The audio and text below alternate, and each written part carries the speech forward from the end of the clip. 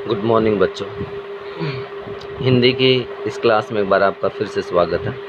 हमने सर्वनाम का टॉपिक शुरू किया था, संज्ञा टॉपिक हमने पूरा कर लिया था और सर्वनाम में हमने पुरुषवाचक सर्वनाम शुरू किया था। एक बार देखते हैं पुरुषवाचक सर्वनाम क्या है। पुरुषवाचक सर्वनाम के सबसे पहले तो 3 भेद होते हैं, उत्तम पुरुष, मध्यम पुरुष और अन्य पुरुष। ठीक है, जो कहने वाला होता है वो उत्तम पुरुष, जो सुनने वाला होता है वो मध्यम पुरुष और जिसके बारे में हम बात करते हैं वो अन्य पुरुष। उदाहरण के लिए मैं आपसे बात कर रहा हूँ, मैं कह रहा हूँ तो मैं उत्तम पुरुष, आप सुन रहे हैं आप मध्यम पुरुष, और हम बात कर रहे हैं सर्वनाम के बारे में या पुरुषवाचक सर्वनाम के बारे में या किसी के भी बारे में बात कर रहे हैं तो वो अन्य पुरुष हो जाएगा। उदाहरण देखते हैं, जैसे वह ईमानदार लड़का ईमानदार है, इसमें कितने पुरुष आए हैं?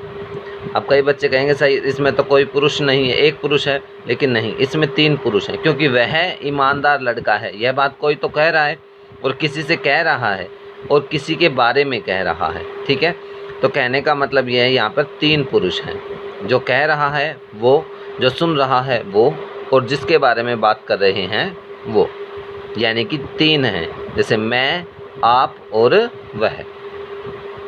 अब उत्तम पुरुष पहला है। उत्तम पुरुष में कौन कौन से शब्द आते हैं? मैं, ये किसके लिए प्रयोग किया जाता है? एक वचन के लिए प्रयोग किया जाता है। मैं अपने लिए करते हैं एक वचन के लिए, हम सब अपने लिए करते हैं बहुवचन के लिए। ठीक है, ये दोनों शब्द किस में आते हैं? उत्तम पुरुष में। मध्यम पुरुष में कौन कौन से आते हैं? तू, तुम और आप। तू किसके लिए? छोटे के लिए और एक वचन के लिए। तुम किसके लिए? बराबर वाले के लिए या छोटे के लिए, एक वचन के लिए। और आप किसके लिए? बड़े के लिए या आदर के लिए प्रयोग करते हैं मध्यम पुरुष में। ठीक है, इसी तरह से अन्य पुरुष है। अन्य पुरुष में वह, यह, वो, वे। वह किसके लिए? जो दूर है और एक वचन में है, और यह जो एक वचन में है लेकिन पास में है। वो दूर है लेकिन एक वचन में है, और वे दूर हो लेकिन बहुवचन में हो। इस प्रकार के शब्द किस में प्रयोग किए जाते हैं? अन्य पुरुष में। तो ये ध्यान रखना, वह, यह, वो, वे, ये शब्द जो हैं ये थोड़े से कंफ्यूज करेंगे आपको अभी थोड़ी देर बाद, लेकिन एक बार इनको ध्यान से देख लेना। ठीक है, तो ये ध्यान रखना कि इस पुरुषवाचक सर्वनाम के 3 भेद होते हैं और इसमें कौन कौन से शब्दों का प्रयोग किया जाता है। एग्जाम में इसी प्रकार आ जाएगा और उसको अंडरलाइन कर दिया जाएगा और कहा जाएगा पद परिचय 2 शब्द का। तो आपको सबसे पहले पहचानना है कौन सा सर्वनाम है और कौन से सर्वनाम का कौन सा भेद है, और फिर उसके बाद उसका लिंग, वचन और उसका कारक डिसाइड करना है। ठीक है, आगे पढ़ते हैं सर्वनाम का दूसरा भेद। तो सर्वनाम का दूसरा भेद है भाई निश्चयवाचक सर्वनाम। सर्वनाम का दूसरा भेद कौन सा है? निश्चयवाचक सर्वनाम। इसकी परिभाषा देखें, निश्चितता बताने वाले सर्वनाम शब्दों को निश्चयवाचक सर्वनाम या निश्चित सर्वनाम कहा जाता है। वो आप अपनी मर्जी के अनुसार कुछ भी लिख सकते हो, निश्चित सर्वनाम लिख सकते हो या निश्चयवाचक सर्वनाम लिख सकते हो। अब एक बात देखो, जैसे यह मेरा घर है, यहाँ पर क्या है? यह मेरा घर है। ठीक है, तो यहाँ पे निश्चित का बोध हो रहा है कि ये घर मेरा ही है। अब एक बात ध्यान में देखो, निश्चयवाचक सर्वनाम वाले शब्द भी वही हैं जो अन्य पुरुषवाचक सर्वनाम में हैं। अब हमने थोड़ी देर पहले पढ़ा था, ये देखो इधर, ये रहे वो शब्द, यह, वह, वे, वो, ये शब्द हमने अन्य पुरुषवाचक सर्वनाम में भी पढ़े थे और यही शब्द कहाँ आ गए? निश्चयवाचक सर्वनाम में भी आ गए। अब आप कहोगे सर ये कैसे हो गया? ये तो दोनों ही शब्द आ गए, अब हम एग्ज़ाम में कैसे क्रैक करेंगे? एग्ज़ाम में हमें कैसे पता चलेगा कि यह निश्चयवाचक सर्वनाम है या अन्य पुरुषवाचक सर्वनाम है? तो इसका भी देखो एक सॉल्यूशन देते हैं। पुरुषवाचक के अन्य पुरुष में कब होंगे ये शब्द और निश्चयवाचक सर्वनाम में ये शब्द कब होंगे, यानी कि ये शब्द आ जाएं तो आपको कब अंदाज़ा लगाना है कि ये पुरुषवाचक सर्वनाम में है या निश्चयवाचक सर्वनाम में या पुरुषवाचक सर्वनाम के अन्य पुरुष में है। ठीक है, देखो जब किसी, ये मैंने ऊपर लिखा है, व्यक्ति, वस्तु, स्थान, संज्ञा को कहते हैं, संज्ञा से संबंधित है बिल्कुल सर्वनाम।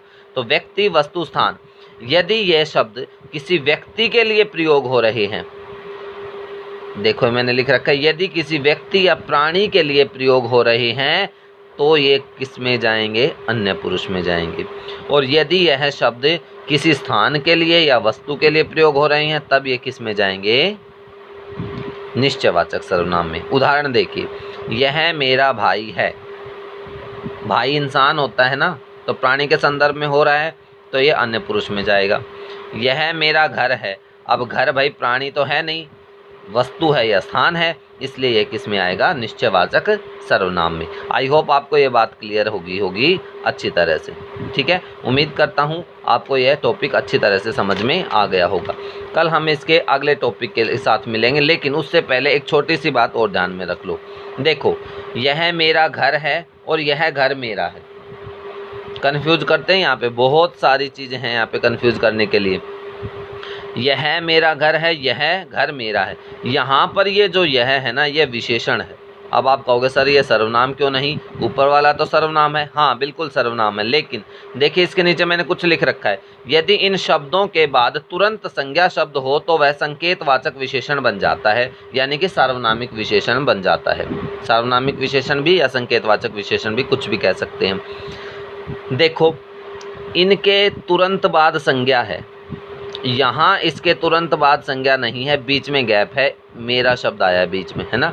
तो जहाँ पर तुरंत बाद नहीं हो वहाँ पर तो क्या हो जाएगा, यह निश्चयवाचक सर्वनाम, और जहाँ तुरंत हो वहाँ पर यह सर्वनाम ना होकर क्या बन जाएगा, विशेषण। ठीक है, तो इस बात को ध्यान में रखना। मिलते हैं फिर इसके कल अगले टॉपिक के साथ, तब तक के लिए thank you, have a nice day.